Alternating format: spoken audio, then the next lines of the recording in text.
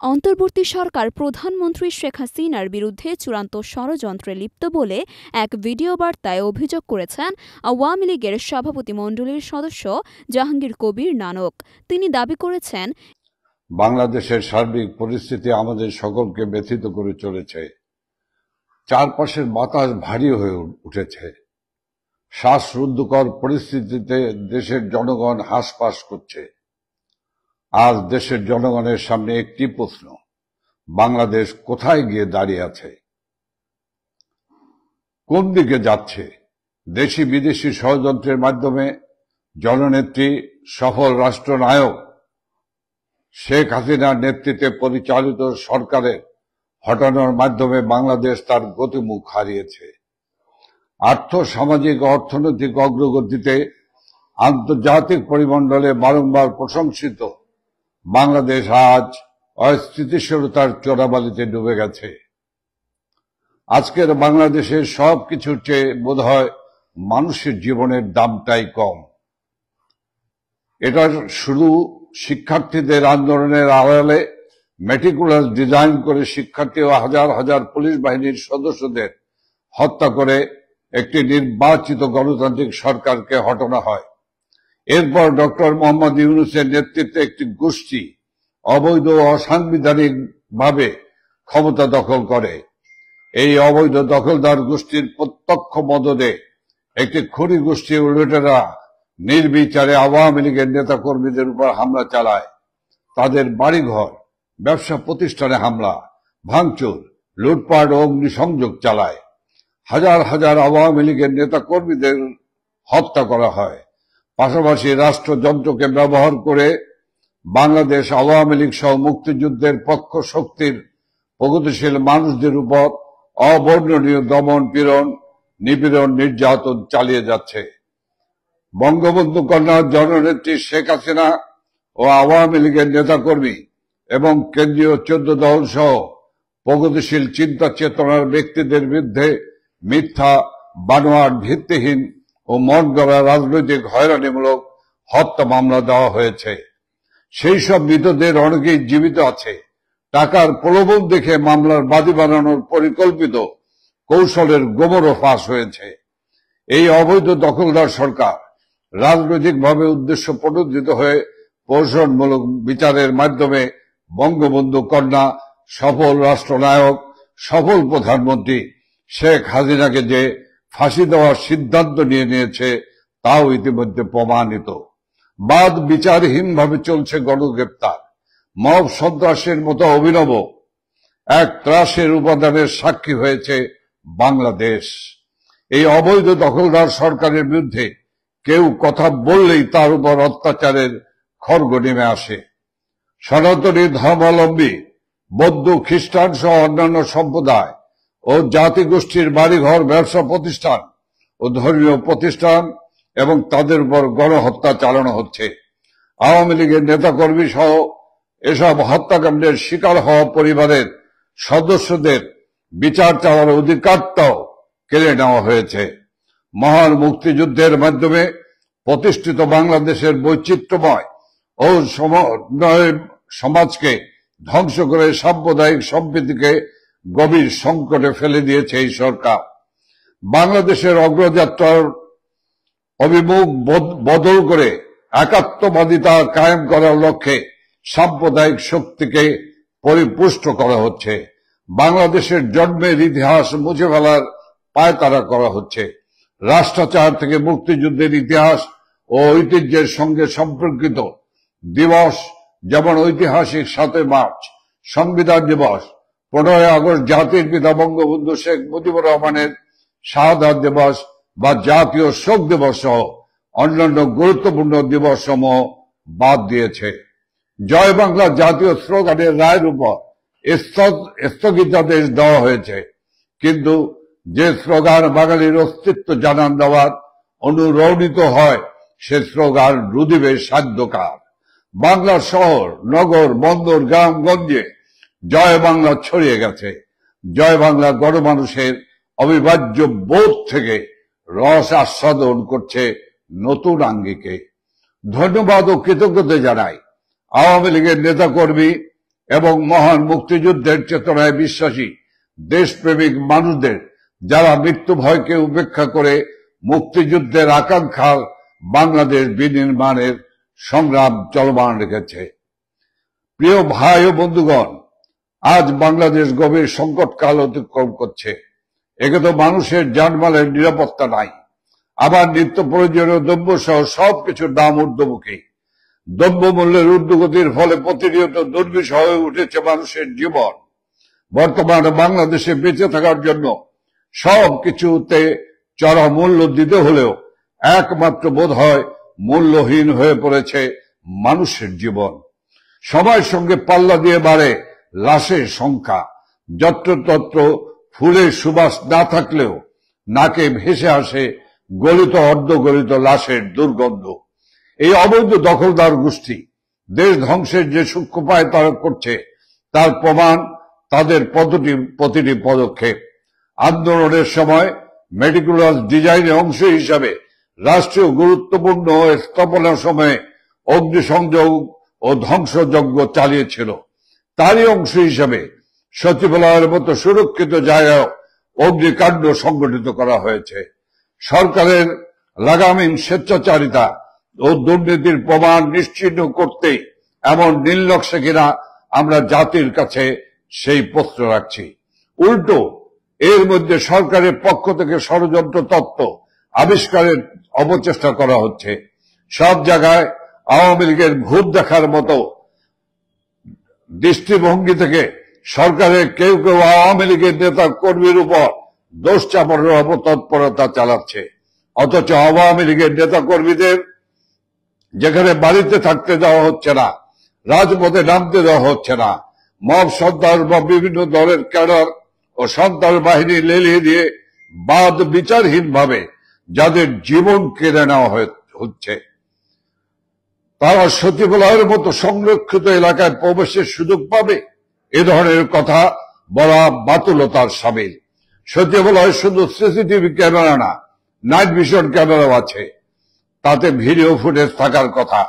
সেই video footage আমরা জাতির সামনে প্রকাশ করার দাবি জানাচ্ছি।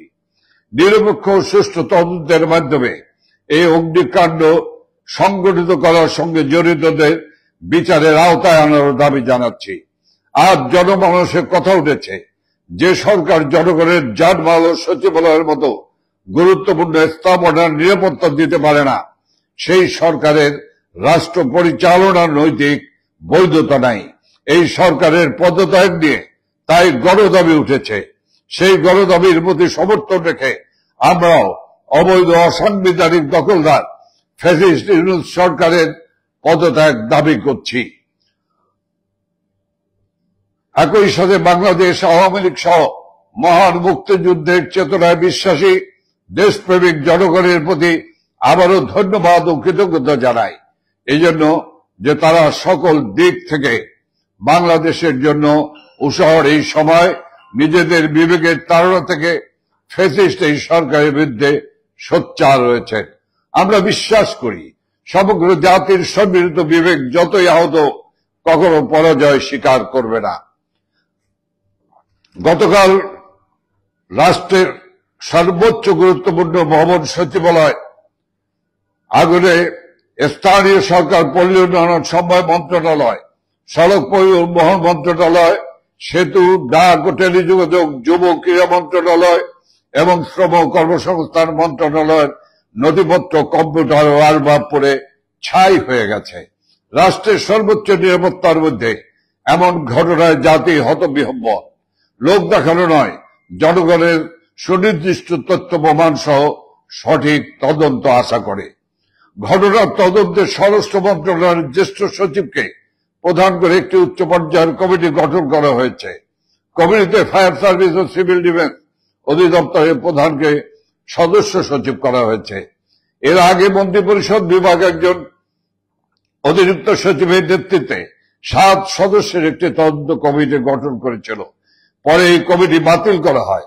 বারবার কমিটি গঠন ও পরিবর্তনকে জনগণ আসল ঘটনা ধামাচাপা দেওয়ার অথবা উদরপিণ্ডি বুদর ঘাড়ে চাপানোর অবস্থা বলে মনে করে। ঘটনাস্থলে একজন তথাকথিত সমন্বয়ককে দেখা গেছে যিনি কিছুদিন আগে একটা টিভিতে সাক্ষাৎকারে স্বীকার করেছে আন্দোলনের সময় আন্দোলনকারীরা মেট্রো রেল সহ বিভিন্ন স্থাপনাতে আগুন দেয়া সহ পুলিশ হত্যাকাণ্ডের সাথে জড়িত ছিল। ঘটনাস্থলে এই সমন্বয়কদের উপস্থিতি সন্দেহের উদ্বেগ করে। হয়তো সরকারের প্রচারণায় সমন্বয়করাই এই ঘটনার সাথে যুক্ত। ঘটনাস্থলে একজন উদ্ধার কর্মী ফায়ার ফাইটার ট্রাক চাপায় নিহত হয়েছে। এটা কি হত্যাকাণ্ড? ইনি কি এমন কিছু দেখে ফেলেছিলেন যা ডক্টর ইউনূসের অবৈধ ফ্যাসিস্ট সরকারের জন্য বিব্রতকর ছিল? রাষ্ট্রের সর্বোচ্চ নিরাপত্তার মধ্যে এমন দুর্ঘটনা সরকারের মেটিকুলাস পরিকল্পনা ছাড়া আদৌ কি সম্ভব? চট্টগ্রামের চিন্ময় কৃষ্ণ দাসকে গ্রেপ্তার কেন্দ্র করে আইনজীবী হত্যার মধ্য দিয়ে সরকার মেটিকুলাসলি দেশে সাম্প্রদায়িক উস্কানির মাধ্যমে ফায়দা নেবার চেষ্টা করেছে। বর্তমানে সচিবালয় অগ্নিসংযোগ কি সরকারের টিকে থাকার আরেকটি অপচেষ্টা? কোটা বিরোধী আন্দোলন করে যারা নিজেরাই ছাত্র কোটায় উপদেষ্টা হয়েছে, শুধু তাদের মন্ত্রণালয় কেন আগুন লাগলো? বিষয়টি অবশ্যই নিরপেক্ষ তদন্তের দাবি রাখে। দ্রব্যমূল্যের সীমাহীন ঊর্ধ্বগতি, লোডশেডিং, ডলারের লাগাম ছাড়া দাম, একের পর এক শিল্প কারখানা ও বিভিন্ন প্রতিষ্ঠান বন্ধে বেকারত্বের কারণে জনগণের যে অসহায়ত্ব, সরকারের সেসব বিষয়ে কোনো নজর নেই। সংস্কার নামে দেশ থেকে বঙ্গবন্ধু, মুক্তিযুদ্ধের চেতনা ও আওয়ামী লীগকে নিশ্চিহ্ন করতে ব্যস্ত। বঙ্গবন্ধু আওয়ামী লীগের নেতৃত্বে এই বাংলাদেশ মুক্তিযোদ্ধাদের আত্মত্যাগের বিনিময়ে গঠিত হয়েছে। এদেশে মুক্তিযুদ্ধের চেতনা কেউ মুছে ফেলতে পারবে না। বৃথা চেষ্টা না করে জনদুর্ভোগ কমান, জনগণের যানবাহনের নিরাপত্তা নিশ্চিত করুন।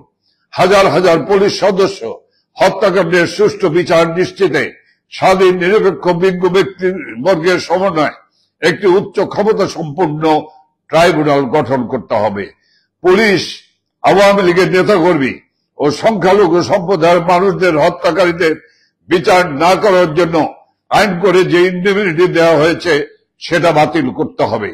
যেখানে সেখানে মবের মাধ্যমে আইন শৃঙ্খলা রক্ষাকারী বাহিনীর উপস্থিতিতে ও সহযোগিতায় আওয়ামী লীগের নেতা কর্মীদের ও সংখ্যালঘু সম্প্রদায়ের মানুষদের যে হত্যার সংস্কৃতি ফ্যাসিস্ট সরকার চালু করেছে তা বন্ধ করে তার বিচার করতে হবে। ছাত্রলীগের অসংখ্য নেতা কর্মীদের শিক্ষা জীবন আজ বিপন্ন, তারা শিক্ষা প্রতিষ্ঠানে যেতে পারছে না। ছাত্রলীগ করার অপরাধে তাদের শিক্ষা জীবনের মূল পরীক্ষা অংশগ্রহণ করতে দেওয়া হচ্ছে না। শুধু ছাত্রলীগ করার কারণে তাদের শিক্ষা প্রতিষ্ঠান থেকে বের করে দেওয়া হচ্ছে। এগুলো মানবাধিকারের সুস্পষ্ট লঙ্ঘন। এসব বন্ধ করতে হবে। কোনো কারণ ছাড়া অথবা হাস্যকর কারণ দেখে অসংখ্য মানুষের চাকরি থেকে বিনা কারণে অব্যাহতি দেওয়া হচ্ছে। এসব বন্ধ করে তাদের চাকরিতে পুনর্বহাল করতে হবে। মবের মাধ্যমে দেশের বিভিন্ন শিক্ষা প্রতিষ্ঠানে সম্মানিত শিক্ষকদের অপদস্থ করে পদ ও চাকরি থেকে সরিয়ে দেওয়া হয়েছে, তাদের স্বপদে পুনর্বহাল করতে হবে। ইজতেমা ময়দানে ধর্মীয় উন্মাদনা বিভাজন সৃষ্টির মাধ্যমে আনুমানিক 150 জনকে হত্যা ও আরো শতাধিক মানুষকে পঙ্গু করে দেওয়া হয়েছে। কেন ওই পরিস্থিতি জাতি জানতে চায়। বান্দরবনের আদিবাসী পল্লীতে অগ্নিকাণ্ড, ব্যাংক ডাকাতি, মেঘনার ট্রলারে 7 জনকে লোমহর্ষক হত্যাকাণ্ড সহ অসংখ্য ঘটনার সাক্ষী আজকের বাংলাদেশ। সুপ্রিয় ভাই এবং বোনেরা, বঙ্গবন্ধুর সোনার বাংলাদেশ গড়ে তোলার লক্ষ্যে বাঙালি জাতিকে আবার শেখ হাসিনার নেতৃত্বে ঐক্যবদ্ধ হতে হবে। বাংলাদেশকে একটি উন্নত জাতি হিসেবে গড়ে তুলব আমরা। আসুন আমরা সকলে মিলে বঙ্গবন্ধু কন্যা, সফল রাষ্ট্রনায়ক, সফল প্রধানমন্ত্রী জননেত্রী শেখ হাসিনার নেতৃত্বে দেশটাকে গড়ে তুলি। দেশের সকল শ্রেণী পেশার মানুষের কাছে, দেশের বুদ্ধিজীবীদের কাছে এবং সকল সরকারি বেসরকারি কর্মকর্তা কর্মচারীদের কাছে আইন শৃঙ্খলা রক্ষাকারী বাহিনী দেশপ্রেমিক সেনাবাহিনীর কাছে আহ্বান থাকবে, রক্তে কেনা স্বাধীন বাংলাদেশ, উদীয়মান বাংলাদেশ, ইমার্জিং টাইগার বাংলাদেশকে ধ্বংস করে দিবেন না। আসুন আমরা এই সমস্ত বিপদগামীদেরকে প্রতিহত করি, আমাদের দেশটাকে রক্ষা করি। ওরা আমার দেশের স্বাধীনতা ধ্বংস করতে চায়, ওরা আমার পতাকা পরিবর্তন করতে চায়, ওরা আমার জাতীয় সঙ্গীত পরিবর্তন করতে চায়, ওরা আমার মুক্তিযুদ্ধের মধ্য দিয়ে অর্জিত মুক্তিযুদ্ধের সকল চেতনাকে ধ্বংস করে দিতে চায়। আমাদের ভবিষ্যৎ, আসুন আমরা এই দেশটাকে বাঁচাই। আমাদের আর বসে থাকার সময় নেই। আমাদের ভবিষ্যৎ প্রজন্ম, আমাদের সন্তান সন্ততিদের কাছে, পরবর্তী প্রজন্মের কাছে জবাবদিহি করতে হবে। আসুন প্রতিবাদ করি, প্রতিরোধ করি, এই সমস্ত বিপদগামী লুটেরা সন্ত্রাসীদের হাত থেকে দেশকে রক্ষা করি। ওরা স্বাধীনতা বিরোধী, ৭১ মানে না, ওরা জাতীয় পতাকা মানে না, ওরা জাতির পিতা মানে না, ওরা দেশপ্রেমিক নয়, ওরা দেশ ধ্বংসকারী, রাষ্ট্রদ্রোহী। আজ আমি আপনাদেরকে ধন্যবাদ জানিয়ে আমি আমার বক্তব্য এখানে শেষ করছি। খোদা হাফেজ। জয় বাংলা, জয় বঙ্গবন্ধু, জয় শেখ হাসিনা। নানকের এই বক্তব্য নতুন করে রাজনৈতিক অঙ্গনে উত্তেজনার জন্ম দিয়েছে। ইতিমধ্যেই এর প্রেক্ষিতে বিভিন্ন মহল থেকে নানা প্রতিক্রিয়া আসতে শুরু করেছে।